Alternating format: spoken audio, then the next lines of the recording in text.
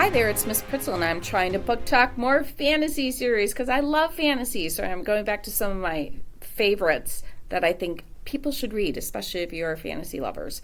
So this is actually a 4-book series, but I've gotten some kids to read it, so book 2 is checked out right now.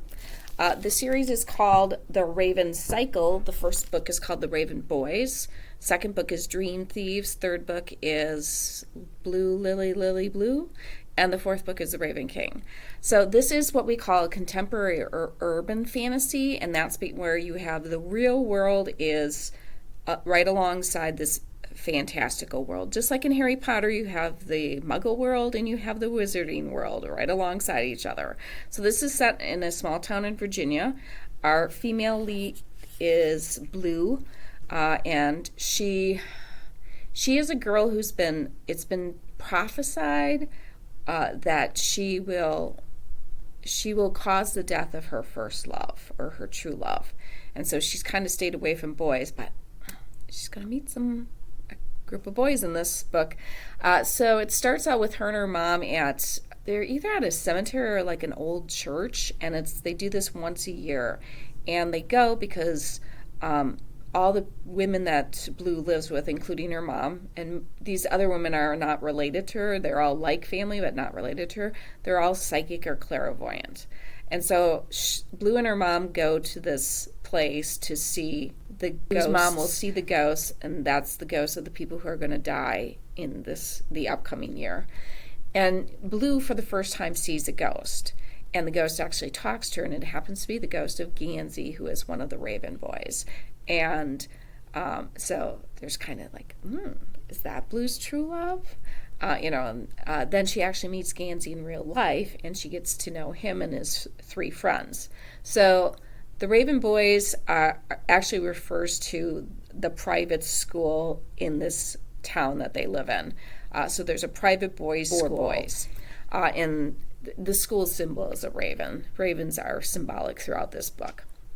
So I think I mentioned all the women that Blue lives with are clairvoyant. Now, Blue is not psychic or clairvoyant, but she does amplify other people's powers. So, like I said, she meets Gansey. Gansey is kind of the leader of this group of boys. And then there's Ronan, who is kind of the temperamental one. He's goes from this emotion to that emotion very quickly. And he's got some interesting things that I'm not going to spoil it for you. But the second book is called The Dream Thieves, and he's got a very significant part in that book. And he and his brothers actually have their own 3-book series after this series was finished, and that series is complete now too. It just wrapped up.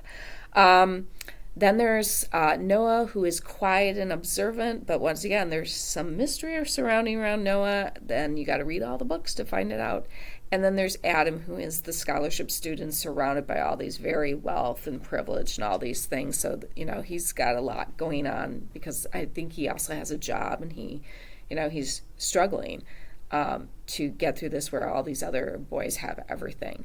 But Gansey has really pulled this group of boys together, and like I said, they have created their own family, and for me, I think that's what kept me going through this series, is not just the plot, because like I said, there's a quest because of the ley line that runs underneath, and they're questing to find this Welsh king of old, and so there's some Welsh mythology built in, which I'm not very familiar with Welsh mythology, but that plot gets going more as the other books come in. This book is meant to get you invested in the characters, to build the atmosphere, and to start to build that plot. Like, here's the quest, and get going on that. But like I said, I just cared a lot about the characters, and I wanted to find out what was going on, because like I said, there's a lot of questions and mysteries throughout this. So if you like fantasy, I think you will enjoy this book. It is very intricate. Maggie Stiefvater, so it's Stie Stiefvater. That's a name. Is the author of this series. Like I said, she has the Dreamers series trilogy, which is Ronan and his brothers, but she also had the Shiver series, which is a werewolf paranormal series.